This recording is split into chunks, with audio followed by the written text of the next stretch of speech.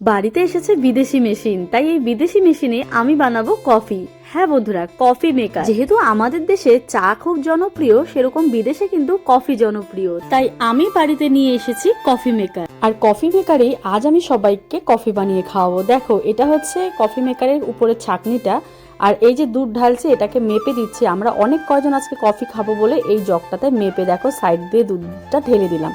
এটাতে কিন্তু অনেককে দেখেছি জল দিয়ে বানাতে, দুধ দেয় কিনা জানি না, আমরা প্রথম এক্সপেরিমেন্ট করতে চলেছি। তো দুধ দিলাম, আর এবারে কফি পাউডার দেখো কতগুলো 4 প্যাকেট নিয়ে এসেছে বরমশাই। আর এটাকে এখন কেটে এটাকে একটুখানি মাপ ঝোঁক করে দেবো। দেখো, মাপ ঝোঁকের কিছু নেই, একটা আন্দাজ মতো আমি 2 প্যাকেট দিয়েছি। দেওয়ার পর এই যে ছাঁকনিটা দেখছো, এটার মধ্যে নাকি দিতে হয়, মানে আমি ভিডিও দেখে দেখে করেছি, জানি না ভিডিওতে কোনো রকম চিনি দেয়নি, কিন্তু আমি ভাবলাম আবার অ্যাড করবো, তো এখানেই দিয়ে দিই, মনে হয় হয়ে যাবে। এই চিনি দেওয়ার জন্য আর দুধ দেওয়ার জন্য একটু না লেট করে কফিটা পড়ছিল, যদি জল দিতাম তাড়াতাড়ি পড়ে যেত। এদিকে তো আমার বর পুরো অপেক্ষা করছে, দেখছে কখন হবে।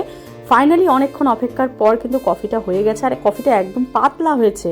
মানে বাড়িতে বানালেই বোধহয়, মানে নিজে হাতে বানালে যতটা ভালো হয়, এটা তো অতটা ভালো হয় না। মেশিনের কাজ আর হাতের কাজ দিনরাত তফাৎ, তাই না?